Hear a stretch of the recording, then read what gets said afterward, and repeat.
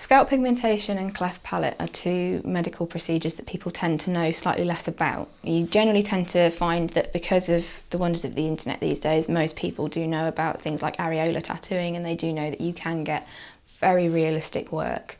But they tend not to know too much about scalp pigmentation and cleft palate repigmentation. Scalp pigmentation is a very interesting field in its own right. Scalps are very different to the face. And they need to be approached very differently.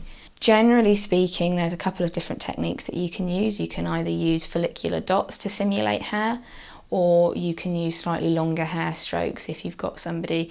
If I had a female client, perhaps with a thinning hairline, then I would be using the longer strokes as opposed to the follicular dots. When you're doing scalp pigmentation, it's really important that things don't look too uniform. It's kind of the same as when you're trying to build a natural eyebrow. You need to make sure that it doesn't look overly manicured, otherwise you're going to be able to spot it a mile off. The other thing to remember as well is that scalps generally pull pigment an awful lot cooler than you would expect it to as well, and you don't want to go in too deeply because otherwise it does have a tendency to spread because you've got a lot more natural oil in the scalp. So that's another thing to be quite careful of. Lots of people will attempt to do full scalps. They can take a very, very long time, and if they're not done well, they can be less than complimentary to a client. So generally speaking, at the moment, I think where technology is as far as scalp pigmentation goes is it's good for small areas. If somebody has a scar in the hairline, or a small patch of baldness that they're worried about, or scars from hair transplant surgery, that's another one.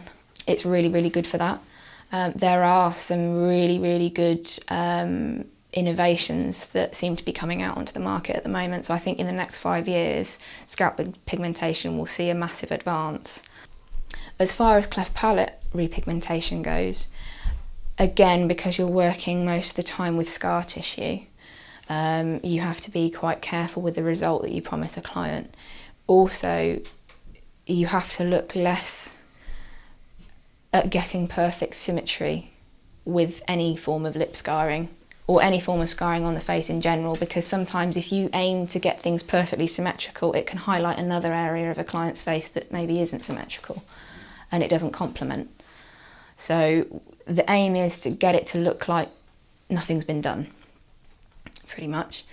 And generally speaking, what you do is you'll pick a pigment that is the same colour as the client's lip, do a session with that, maybe 2 sessions with that, and then put a colour on over the top of it that looks natural, not too harsh, but putting the colour over the top just ties everything in really nicely and makes it look a lot more uniformed.